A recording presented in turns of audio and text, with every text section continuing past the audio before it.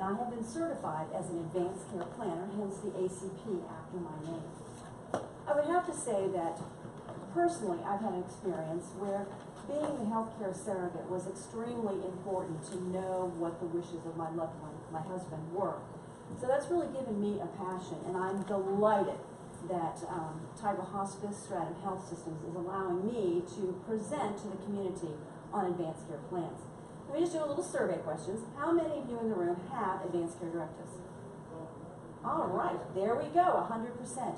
Well, I'm not going to dwell then so much on what the documents are, but the need to have the conversations about your advanced care directives. I put together a packet of information, which I'll give to each one of you. Before I go too much further, let's do a volume check. Can everyone hear me okay? Mackenzie, you got shorted a sheet. Okay. Oh, this is one packet? Yeah. All right. You can get that. All right. Okay. And then I'll get one. And then this one. Okay. That goes. Do you work for a hospice or My Life, My Choice? My Life, My Choice is a program under the Stratum Health Systems umbrella. Stratum is the parent company for Tidewell Hospice. So we have, under that umbrella, we also have Approved Home Health, Avidity Home Health, Connexus, which is a physician's practice. We have our real estate division. So hospice in Sarasota County, it was the first where Hospice of Sarasota was. And then we've expanded to 4 counties, Sarasota, Charlotte, DeSoto, and Manatee. The slogan that we're using, Tidewell Hospice, it's more than you think it is. And that's one of the reasons under the umbrella we are actually trying to get out to the community to talk to people about advanced care plans, because it is extremely important. You know, one of the things that I would have to say is people may have the advanced care directives, but one of the things they fail to do is have those important conversations. So this hopefully will help you having conversations with loved ones. Now, first and foremost, I want to clarify, I am not an attorney. I cannot give legal advice. Inside your packet, there's a lot of information I'm directing you to. Information. You know, one of the things that I think we're finding is that oftentimes when a patient comes into hospice care, they do not have advanced care plans. And as we probe with them, they discover that they want to have them, but they've always felt it was too expensive to visit with an attorney. I think anyone who has the means to go to an attorney should do that, but if you do not, I have a form included in that which would allow you to be able to complete your own directives. So, one of the things when we talk about advanced directives, sometimes it's what does it really include and what is important. Well, one of the things, I'm not a joke teller, but husband and wife sitting in front of a television set. Now, the man's been in front of the set all day long. And the wife walks in, and she comes in the midst of a particular melodramatic medical scene. Husband turns to his wife and he says, look, if I ever get like that, I don't want to be reliant on, you know, machines, and I don't want nutrition that comes out of a bottle. What does the wife do? She gets up, she unplugs the television set and pours out his beer. Now, my question to you is that an advanced directive? Was he conveying his wishes? Well, yes, he was, but probably half-heartedly. So it's a matter of how we communicate those wishes. So definitely want to make sure that that is something that we're talking about. Now, it's always too soon until too late. This has got to be the procrastinator's model. Because we will pick up a packet of information. We will, it's just like filing our IRS taxes. We'll put it down, we'll pick it up, we'll put it down. We never get to it.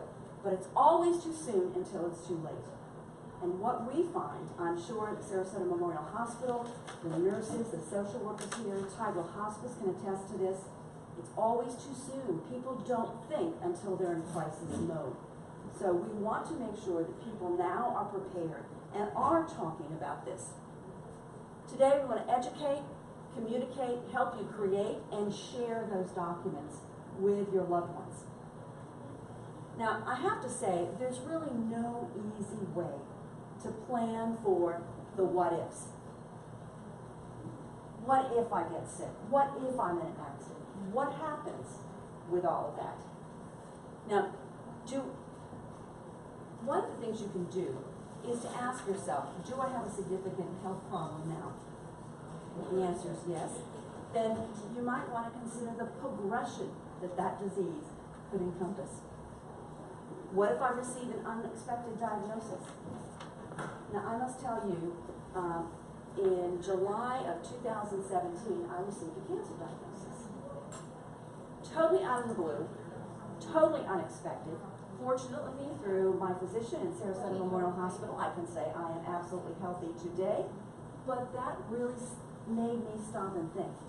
Yes, I have advanced care plans, but was I really willing and able to make sure that my wishes were followed? Was my healthcare surrogate willing to follow my wishes? What would happen if I'm in an accident? How many of you drive down I-75 or US 41? Crazy. I mean, it happens. So, no easy way to plan. That's why we should be planning sooner rather than later. Advanced care planning is a process of planning for future medical decisions. It is, to be effective, it should include your goals, who you are, what you want. That could be religious, it could be cultural, it could be your spiritual goals. What do you want to convey in your living will? An understanding of future potential healthcare issues that may arise. Again, if you have a diagnosis, what might be the progression of that disease? And then all important, I believe, is discussion of sharing your wishes with your loved ones. So what is advanced care planning? It's a process of making and communicating future healthcare decisions. It will reduce stress and anxiety for you and your family, and it can lead to an improved quality of care when you're conversing with your physician about your wishes. It does ensure that your wishes will be honored, and I must say it should be considered as a gift to your family. Personal story. My husband and I married in 1995, second marriage for both of us. I had no children. My husband had 2 adult children. And being the responsible adults, we went to an attorney to prepare our last will and testament, to make sure properties were in joint names, to prepare our advanced care directives. We were married in October. This was completed. Come Thanksgiving, my son and daughter, my stepchildren, come for Thanksgiving dinner. After the meal, my husband says, now, Suzanne and I have just completed our advanced care plans, and I want to tell you what I want if something happens. What was my reaction? Dudley, you can't talk about that.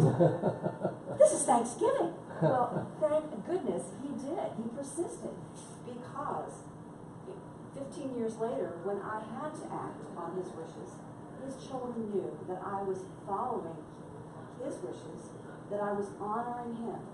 Did it make it any easier? No. But at least I had the comfort of knowing that that was what he wanted.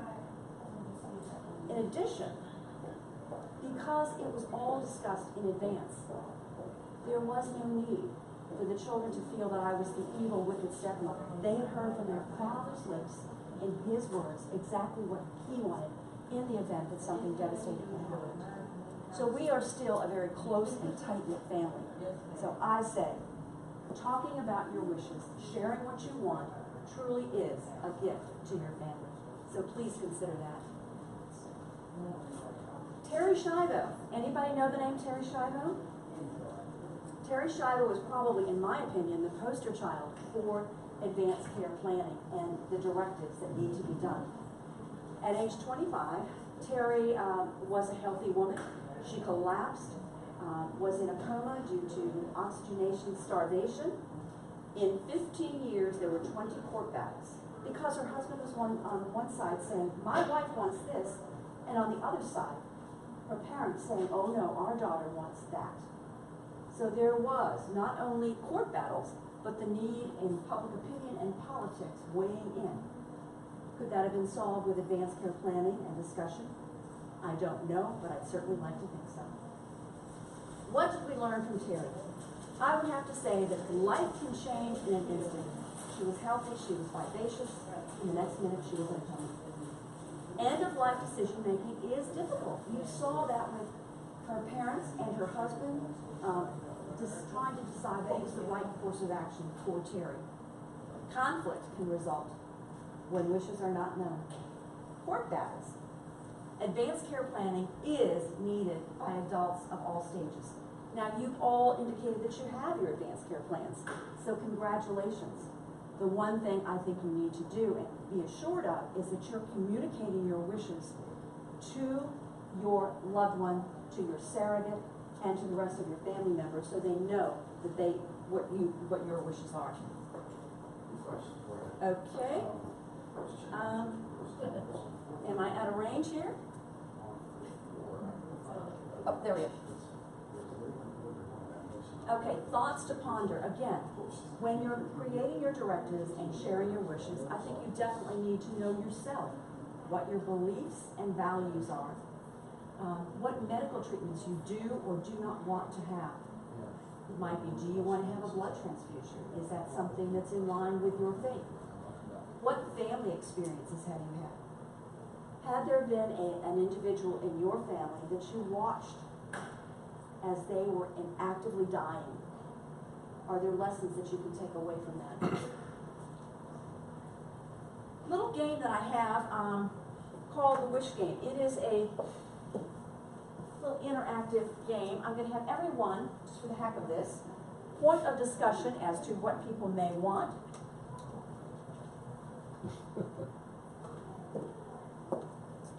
May I ask you just to take a card? You can look at it. Sir? I'm not doing this very well. I should have done it. Great. I'll ask you to do one too as well. Thank you. Alright. Whoops! I'm making a whole deck. Too many cards, not enough people. Yeah, exactly. Use them up. And Mr. Skipper. Whoops. Fortunate wasn't a card. Do you recommend giving copies of the advanced directives to the primary care physician? Yes. And how about SMH? Yes. And we're going to cover that in just a little bit. Oh, okay. If you're admitted into the hospital, they will ask if you have advanced care directives, and they will scan them into the system. All right, I'm going to take a card, and we'll see what everybody has here. This would be as you're talking about what your wishes are for end of life or preparation for end of life care. Mine says to have a nurse I feel comfortable with. If I'm in the hospital, do I want someone who's abrupt? I'd like to be able to communicate and talk with my nurse and explain what I'm feeling, what I want. Now, the way you play the wish game is it important? Is it somewhat important? Is it not important at all? In my case, to have a nurse that I feel comfortable with, I'd probably say that's somewhat important. But who's got another one? May I ask you to read yours? To pray. To pray. Is that an important value to you? Yes. Yeah. Would you be sharing those wishes to pray with your healthcare surrogate or your clergy or? Yes, I would, and, doctors and other folks. Yes. I know I've heard many a story where a physician will actually ask to pray with the patient because they are a person of faith. And I think that gives their patient a great deal of comfort. So, right. And, how you? To be free from anxiety. Free from anxiety. Now, is that an important value? Very important. Now, I must tell you, working in hospice, I've heard many a time where a social worker is faced with a patient who's feeling a great deal of angst. The medical staff can't realize why, what, how. I mean, it's not the medications, but what we come to realize is there's an unresolved issue. It could be that broken family relationship. It could be some burden that they're carrying with them that happened ages ago that they just need to relieve themselves from. Or it could be worried about a pet. You know, they have a pet and it's like, who's going to take care of my faithful dog? So that's could be definitely important. How about yours? What was your? Mine says to have my family with me. Ah, yes, important Very value. important, yeah. Yes. Now, something to think about. Now, some people may say, no, I don't want my family. I want to be totally by myself. Okay. Sir, what was your card? To feel that my life is complete. Ah, Important value? For some, yes, others maybe no. But, you know, one way we could make sure our life is complete possibly is to do a legacy book to share stories and histories about what we've completed in our life. Mr. Skipper? To trust my doctor. Ah, yes. Important value? Yes, ma'am. Yeah. I think that is one that I think we all would agree, that to be able to have that relationship with your physician, to be able to talk with them about what you're experiencing is very important. So other things that might come up that's important that you'd like to be able to share with your healthcare surrogate. No pain. No pain, absolutely. Absolutely. Now I would ask you, does that no pain come so that you are totally groggy or you sleep a lot? Totally wrong. Yeah. If Something to think of. If that's required, yes. Yes, yeah, okay. No good. pain. Right. Then, I mean, and those are things that you might want to be able to communicate with your healthcare surrogate when you are not able. Because again, a living will takes place when you are not able to communicate for yourself. So, now that we've played the wish game, my question to you is, what choices will you make? Now, in your packet, I have provided you with a definition of some of the terms about a living will, healthcare surrogate, who do you choose, the what ifs. There's also some resources that are listed within this. Making My Choices is a guide that's included, and it's pretty much based on the wish game. It's listed so you're choosing 1, 2, or 3. Is a particular value of importance to you, somewhat important, or not important at all? So this might be completed and passed on to your healthcare surrogate. One tool that I've listed on the back of this particular document is completed by the American Bar Association, and it is a toolkit that is listed as the Commission on Law and Aging. And that Commission on Law and Aging has the toolkit for advanced care directives and helping you make determinations and decisions. Tool number 7 is a questionnaire that you yourself complete. Without discussion, you give the form, the tool, to your healthcare surrogate or surrogates and ask them to complete the document as you would complete it. Then you share to see if they truly are on the same page, if you truly have communicated what your wishes are. There are so many valuable tools out there, but this is one that I think is really strongly, I would recommend that you go on. It's again listed as the Commission on Law and Aging. My lawyer handed me that. Oh, excellent. There was no attribution on it, and I assumed he had written it until I came across the very same thing online. Yes. Under this, Yes. yeah. It's very, very good. Great tools, great tools. Within the packet is also a advanced care directives forms.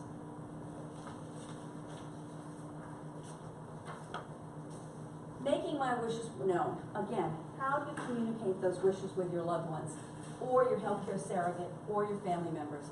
What care do I want in the event of an emergency? What values are important to me? How do I adequately share my thoughts and feelings with families and friends? And have I asked questions to find out if my loved ones are willing to honor your choices? I've done several advanced care planning sessions, and one had a panel of experts in the room. An attorney was on the panel, and one of the participants raised her hand and said, I'm 93 years of age, and I have asked my niece to be my healthcare surrogate. And every time I try to turn to my niece and say, this is what I want if something happens, my niece changes the subject. Auntie, don't worry about it. You're going to live forever. Let's, and she changes the subject. So the woman posed the question to the attorney. What should I do? Now I ask you, what do you think that attorney said? Get another surrogate. She clarified that by saying, your niece loves you dearly, and she cannot bear the thought of something happening to you, but she's not able to make those decisions in time of crisis. Now, after my husband died, I turned to my stepson to be my healthcare surrogate. And while he loves me dearly and we are as close as can be, he's not the person to be making medical decisions for me. Financial maybe, but not medical. I mean, he's the man who, turns green when he changes the baby's diaper. So, medical conditions is definitely not what he wants. So, but, making questions to make sure that your loved one knows what your wishes are. So I'm curious, why did you choose him or keep him as your I surrogate? did. Okay. I've changed it. Yes, I Okay. have changed it. When he was so devoted to me after my husband's passing, it was my husband and then my brother. So I just made my stepson and my brother. Well, I soon realized that, John is a loving man, but not the one to make decisions. Right. So it's now my brother and my sister-in-law. And if anybody's gonna be my advocate, it's my sister-in-law. She's the one who asks questions from A to Z. She'll be right there with the flag waving, so. The problem there is they're the same generation as you. Exactly, absolutely, and that is something I've considered too. And the other possibility, they've been married 30 years. But divorce happens. Do I want my sister-in-law making decisions for me if they're divorced? Probably not. So, that's something that I would have to bring up when we're considering our documents. There's something that we refer to as the 5 Ds when we're talking about advanced care planning. And that would be, has there been a death? So, in my case, my husband passed away. I need to find someone new. Has there been a diagnosis of a disease? I had that cancer diagnosis. What if I had not been as lucky? What if there is a decline in my condition? So just going on with the D's to consider what happens. Has it been more than a decade since I reviewed my documents? So I think it's something very important to consider. So a living will. A living will is a document that allows you to make healthcare choices for future healthcare decisions when you are no longer able to speak for yourself. I want to make that perfectly clear. Another thing I want to make a distinction from is a living will is not the same as your last will and testament. A last will and testament basically concerns disposition of assets after you pass. A living will is while you are still living. A living will lets you choose medical treatment that you may or may not want. Again, do you want a blood transfusion? Do you wish to have a ventilator? Do you want artificial hydration? Having those conversations is extremely important. Again, a living will takes effect when you are living, and then it's covered under the Florida statutes, section 765. Should you have any desire to pull up the statutes or go to the state of Florida website? Why should you complete a living will? That's audience response time. Why complete a living will? Why not? Very good question. Why not complete a living will? To complete a living will, I think you are directing what you want about your life. This program is called My Life, My Choice. So what is your choice? It's not my choice, it's your choice. So making sure, yes. Definition of a living will. Yes, it is. It is. That definition, what did I just do with my little form?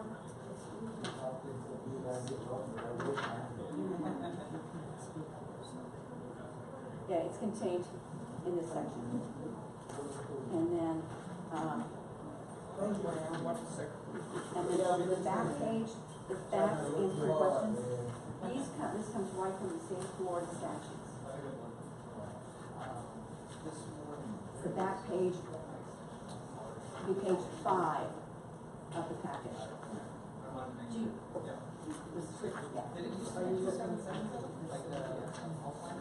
You asked why. I think a big reason for me is to take some of the burden off of loved ones.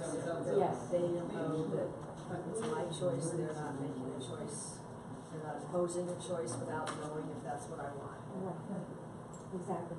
And that is one thing that the healthcare surrogate should be following your wishes, not directing. They should be able to communicate to medical staff and the professionals what you want as opposed to what they want. So making those advanced choices is well.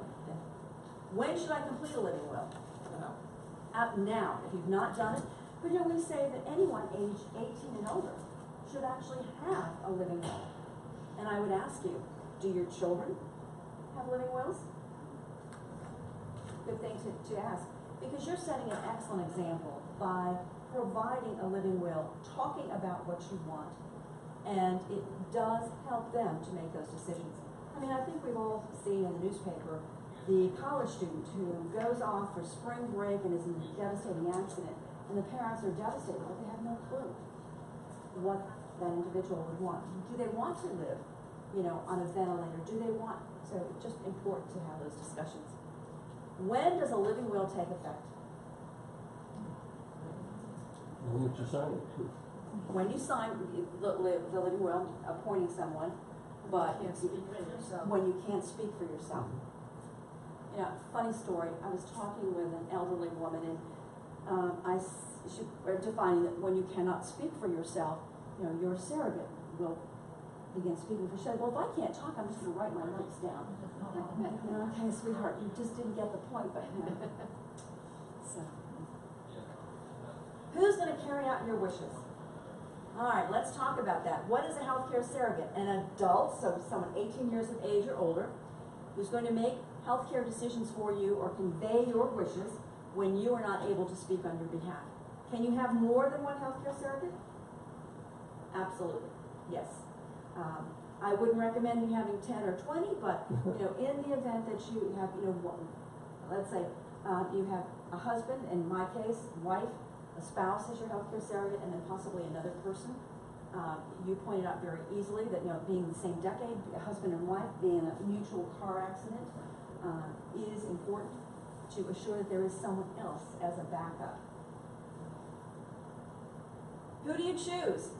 Well, it's got to be somebody who's willing. Now, getting back to my stepson, John was definitely willing, but he didn't understand and comprehend all that was facing him. So we've had that discussion. Someone who's going to learn your choices. Someone who will do that tool that was on the American Bar Association and will work with you to find out what you truly want. Someone who knows your preferences, whether you wish to be have prayer, whether you wish to have soft music playing, knowing your goals in the event of a sudden incident. You're in that car accident. What would you choose if you're not there? And someone who's able to make decisions under stressful conditions. So, points to ponder. How can I make sure that my wishes are followed? You've got to have those conversations with your healthcare surrogate. How often can I revise my living will and my healthcare surrogate choices? Well, in your case, Whenever it's for needed. your Whenever brother there's- and sister-in-law. Right, when there's a When you change that comes change. about, the decade, the divorce, the death, the disease, the diagnosis. Are living wills honored in other states? Will a state of Florida living will be honored in another state? I have been told by an attorney, you can correct me if I'm wrong, but if the document is properly executed in the state of Florida or the state of Massachusetts, if that person's bringing the will here, as long as it's properly executed by that state's law, that it will be honored. From personal experience, again, my husband and I traveled from Sarasota to Atlanta, Georgia, where he was stricken momentarily, and his living will from the state of Florida was upheld by the physicians in Georgia. Now, if somebody is a part-time resident, 6 months snowbird or whatever, then they might want to consult legal counsel to find out if it is necessary to have a second, or 2 living wills. Would you concur with that, or? That's the best thing. Yeah. Because you don't want the people in New York saying, well, I'm sure this is good in Florida, but I don't know if it's good here. We've got to send it to our legal counsel for review and opinion, and it can be a mess. Yeah. So if you are a snowbird, the recommendation would be to consult with that other state, or at least with someone here in Florida, to determine whether you need 2 living wills. Is the living will revocable? Yes, you can change it when the need arises. Where should I store my documents? How do you keep your living will in your safe deposit box? Not I. All right, now I hope you have copies. You have it, you don't, I don't know. It's Friday night, 7 o'clock. It's Labor Day weekend, and I'm in an accident. My living will and my healthcare surrogate designation is in my safe deposit box at the bank. When are they going to get it? You're assuming you have to have one. That's correct. If you have more than one, keeping an original in your safe deposit box with your attorney is fantastic. But making sure that others have living will copies and healthcare surrogate designations is fantastic. You definitely need that. So keeping it in a safe place, but making sure that it's accessible. Who should have copies? To give it to.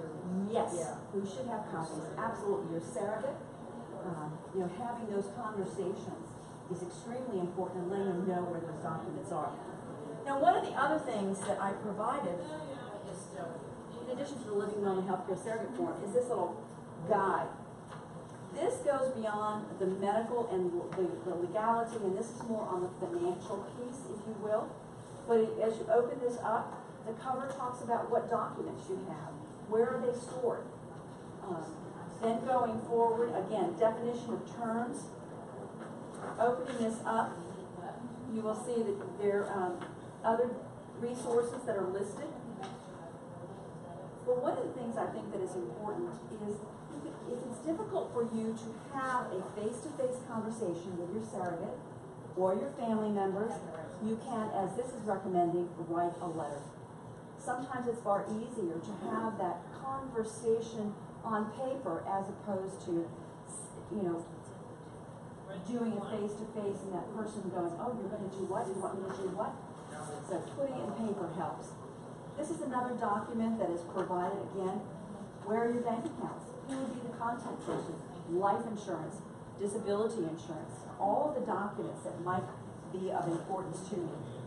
This document even goes so far as to suggest that someone has passwords or knows what your passwords are for your online banking, all of our telephones have the lockout codes. Our cell phones have lockout codes. Who knows that? Now, I'm not saying leave it totally exposed, but someone should have that. This document even talks about pets. If you have a pet, have you made provisions in the event that something happens suddenly for that pet? So just a few documents to consider. I think we pretty much talked about this one, but how do I get the conversation started?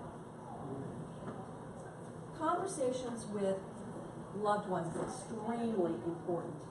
And one of the things I think you'll find is that having those conversations, like my husband did, holiday meal, talking with the family, those that are involved. You might even take a practical experience. How many of you have seen the movie The Bucket List?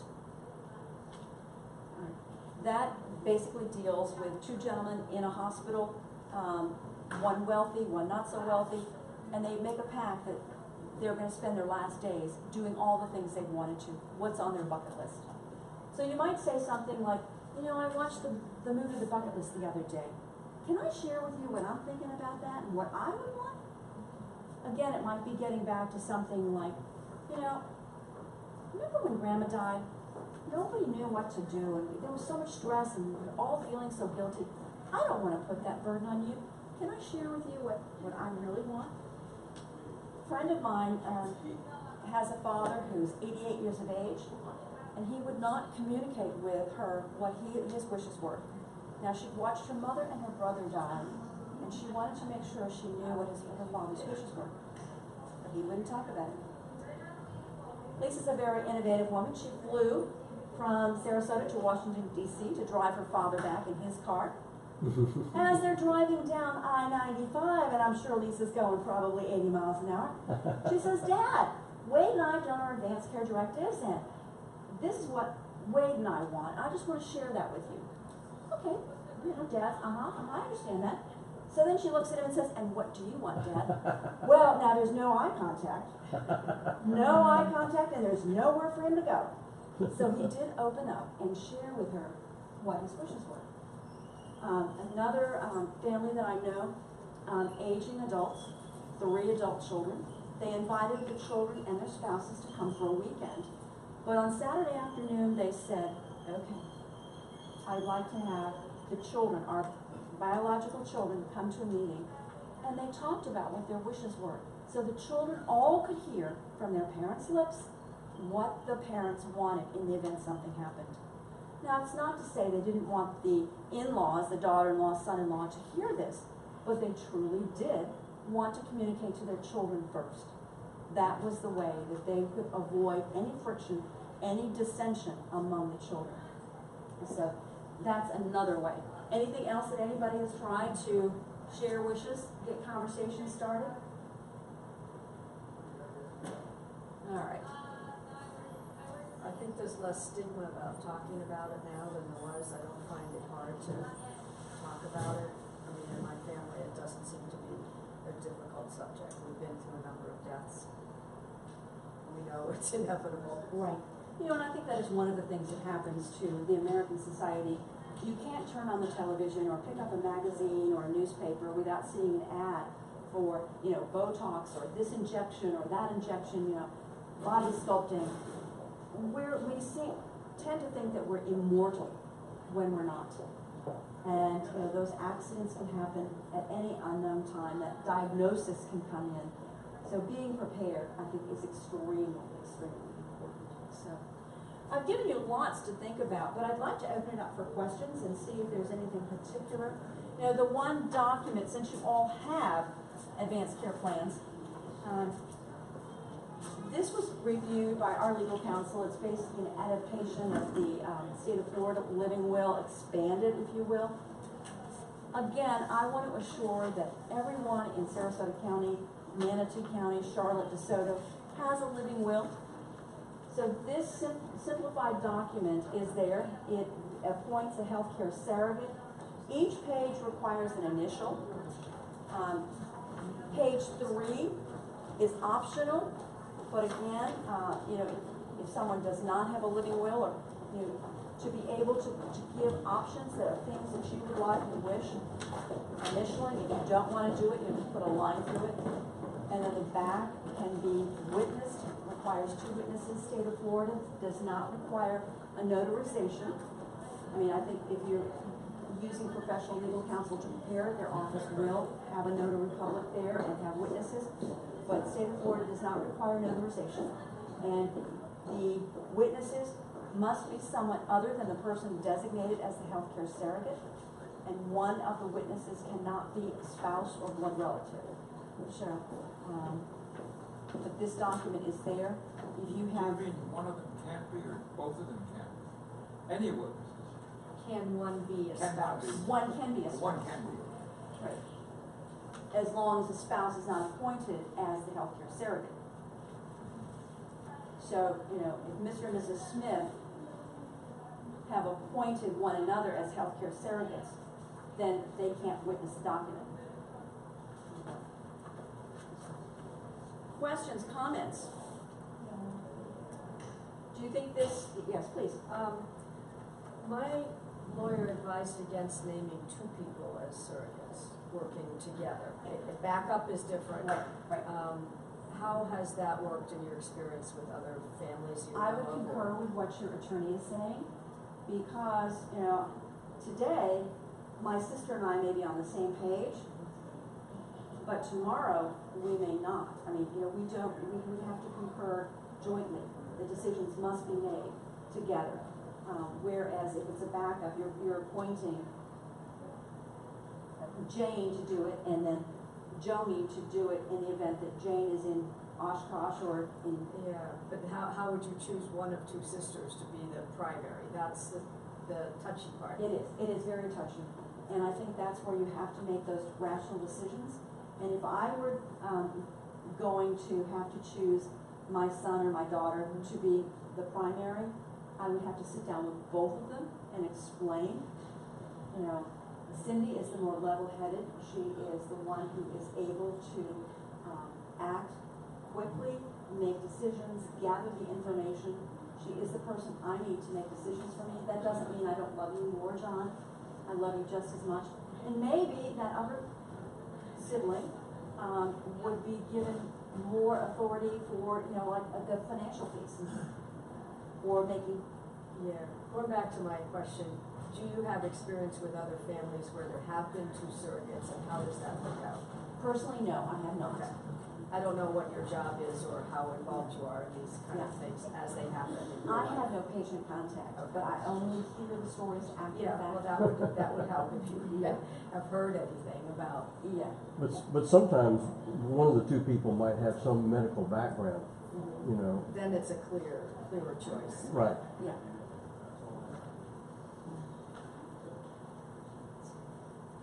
You know, decisions, again, can be rescinded and changed. If you do create a living will and you decide to make a change because it's been a decade, there's been a divorce, a death, a disease, you know, whatever, make sure you, by revoking the prior living will, revoke, destroy, whatever, because you certainly don't want to have two documents lying around, because that can get quite confusing. Thoughts, questions?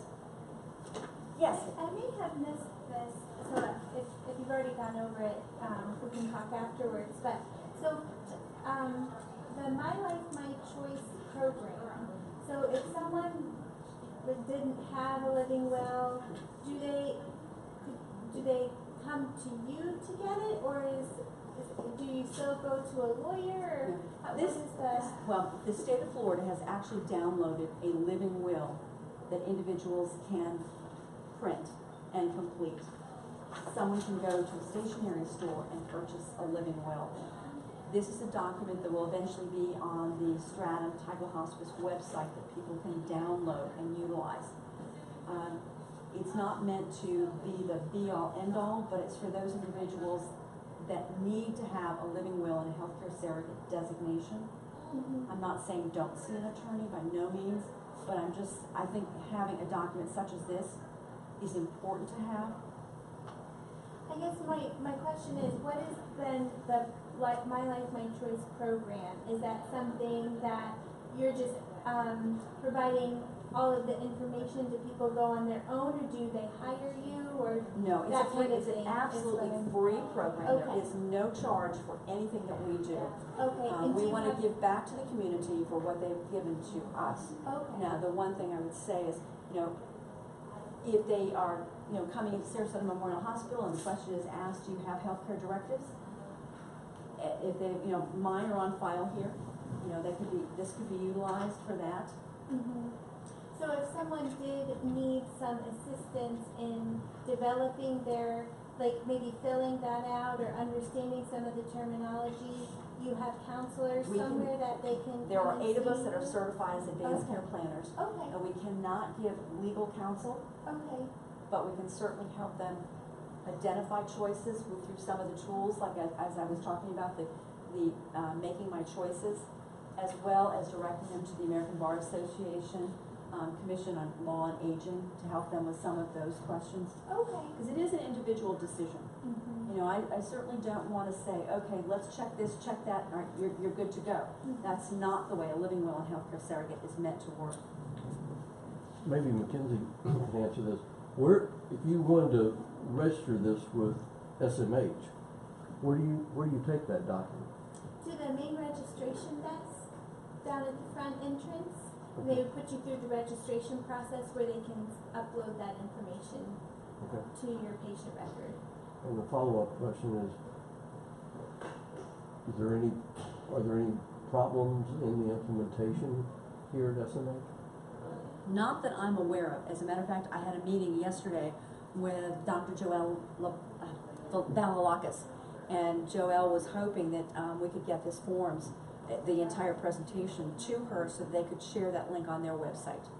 So I'm working between my marketing and compliance, and we'll be including Sarasota Memorial Hospital's marketing compliance, and to make sure that this is valid and appropriate.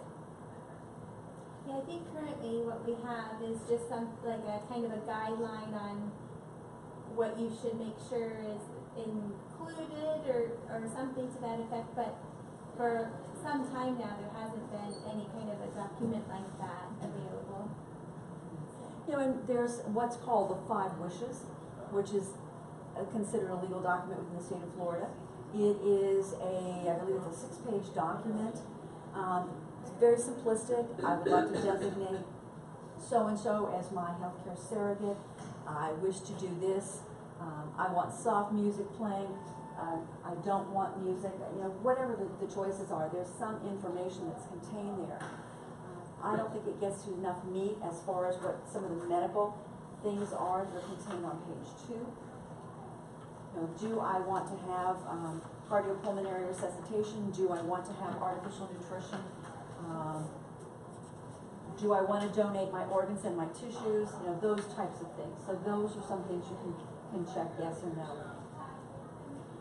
And I'm not sure if you have run into this because you're more on the healthcare side, but I know with our patient portal, which is the online medical records, people will say, oh, I have power of attorney, but oftentimes the medical release of information is not actually listed on the power of attorney. Have you had to deal with any of that? And so sometimes people don't realize that. So then they have to go back because we can't release the medical information Right. on the patient because that piece of the document hasn't been checked off, basically. Yeah, that can be a problem, and oftentimes people think that like a durable family power of attorney is the same thing as a healthcare surrogate designation, or they'll take a healthcare surrogate designation into the bank and expect the bank to accept that. And it doesn't, you know, the trains don't meet, you know, so it's 2 different documents. You raised a question that I have about release of medical information. If the advance directive documents include that your surrogate is allowed to have the medical information, is that sufficient for the hospital? I don't know. I'm not sure. I know that yes, we do have a legal process where they go through the legal paperwork and make sure it's done properly, and if it's in there, then they do. But I don't want to speak out of turn. It's hard to believe, but under federal law, your husband is not, you can't give him, he can't get medical information about you from the hospital without a HIPAA release. Hospital It's got- or hospice, did you say? No, Hospital. I mean, it's the same way with parents that have children in college that are over the age of 18. You know, they can't get medical information about their child unless that release has been signed. Now, I know that, you know, when I checked into Sarasota Memorial Hospital for my procedure and at my own physician's office, there's a form that I think I fill out every year that says, I want this person to have medical information, billing information, and I don't know, there's a 3rd thing, but you know. That would only be at your doctor's Actually, my doctor, office. but I think it's Sarasota Memorial Hospital, when I was admitted, they also had that same form that I And said. what if you've been unconscious? Would they not have been able to share anything with your husband or your family? Well, I mean, does it, I I can't. guess I have to ask somebody at the hospital whether the advanced care directive that a lawyer prepares saying